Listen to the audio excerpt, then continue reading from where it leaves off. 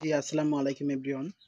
তো অনেকেই বলেছেন যে ভাইয়া ভিটামিনের যে ওষুধটা রয়েছে, তো এই ভিটামিনের ওষুধটা এবং এই জিঙ্ক আমরা কি একসাথে খাওয়াইতে পারবো?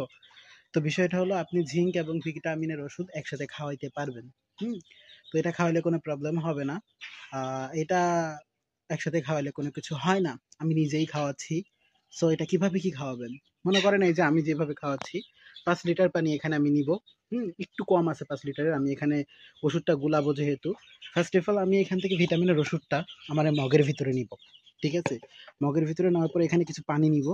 পানি নেওয়ার পরে যেহেতু ৫ লিটার পানিতে আমি ওষুধটা প্রয়োগ করব।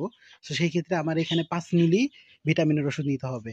তো ভিটামিনের ওষুধটা আমি এখানে ভালোমতো মিশ্রিত করব। মিশ্রিত করে তারপরে ভিটামিনের ওষুধটা দিব ফার্স্ট অফ অল। তারপরে এখান থেকে ৫ মিলি ঝিঙ্ক নিব। ঝিঙ্ক নিয়ে মিলায়া দিব। তারপর ওষুধটা কিন্তু দিয়ে দিব। ঠিক আছে? তো ভিটামিনের ওষুধ এবং ঝিঙ্ক একসাথে দিতে পারবেন। কোনো প্রবলেম নাই।